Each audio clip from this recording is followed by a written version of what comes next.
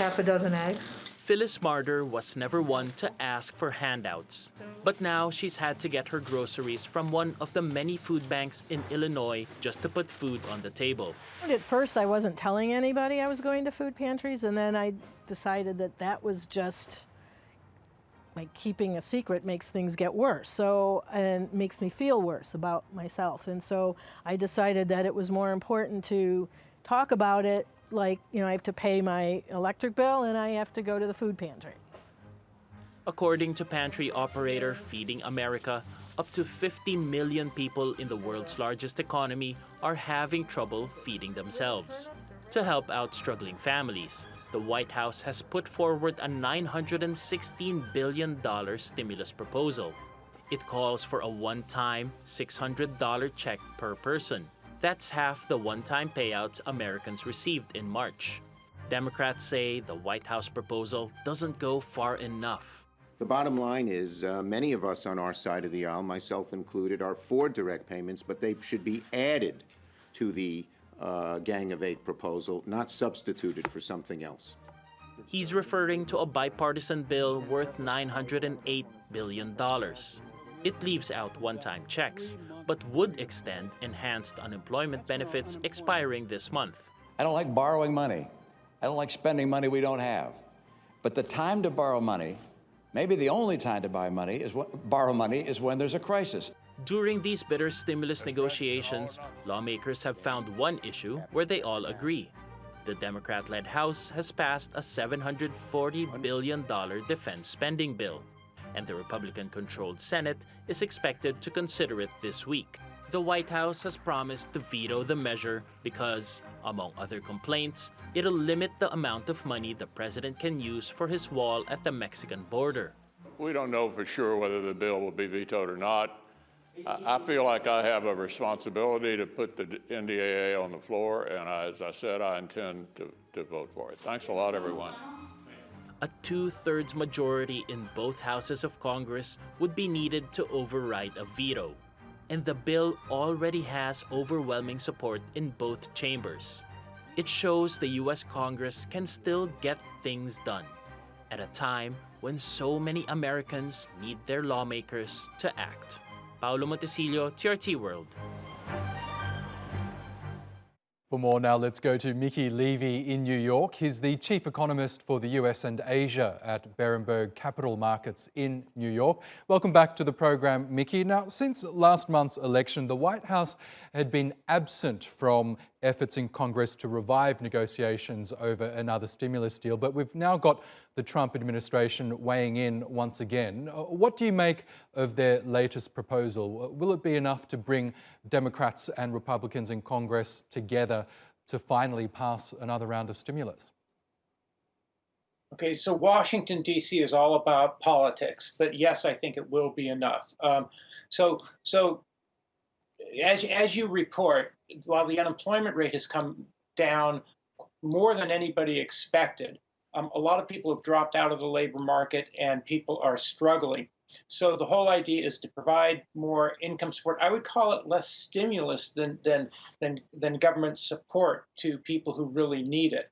And I think at this point, both Democratic and Republican leaders perceive that it's in their own best interest to provide a package as well as helping the economy.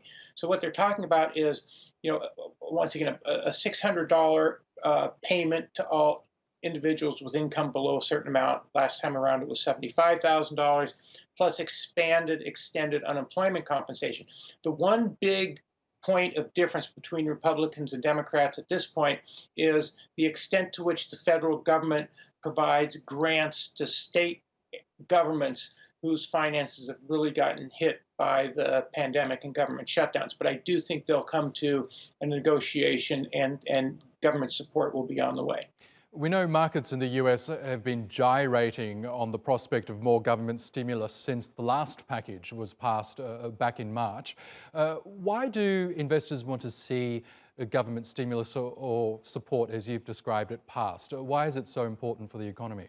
The answer is, well, I just mentioned, well, the unemployment rate has come from nearly 15% down to 6.7%.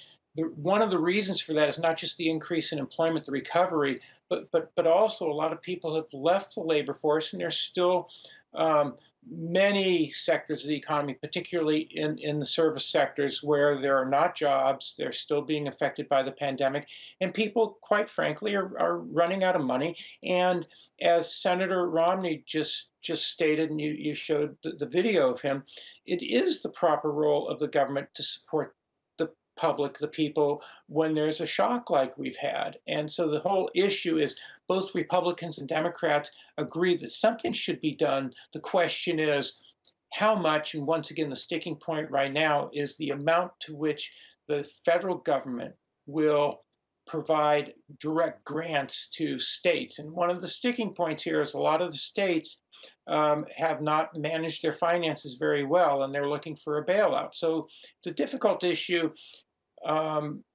Politics in Washington is very nasty. The headlines are going to bounce around, but I perceive there will be an extension of the package, and it will help support the economy through this second wave of the pandemic that is leading to a flattening out in economic activity over the next couple months. Yes, and that second wave, in fact, is turning out to be much worse than the one we saw earlier on in the year. We're seeing record high infections, record hospitalizations. So as this crisis worsens, we're seeing more lockdown measures being implemented in parts of the country, including in California. How is that situation, the current situation, going to impact the economic recovery, which was already sputtering before? Let me take a different angle on it. The economy from May through, say, mid-November was rebounding stronger than people had anticipated, doing very well. And now you're starting to see that impact of the second wave of the pandemic. You just mentioned, shutdowns and individuals becoming more cautious in California and around other places. That is going to slow consumption of services, hospitality, and leisure. That costs a lot of jobs. So I expect the gains we've seen so far in employment will flatten out these next couple months. And then, we all hope that there's a very successful vaccine. So once again, if things flatten out for a couple months and the duration of people being unemployed increases, it is the proper role of government to provide support over this rough patch. But I even though the incidents and hospitalizations have gone to higher levels than the first wave in the spring, the real seriousness of it in terms of death and the like is not nearly as severe. So I think we'll get through this patch, but still, it's the appropriate role of the government to provide the support. Okay, we'll see how those negotiations continue to unfold. Mickey Levy from Berenberg Capital Markets, thank you as always for your analysis.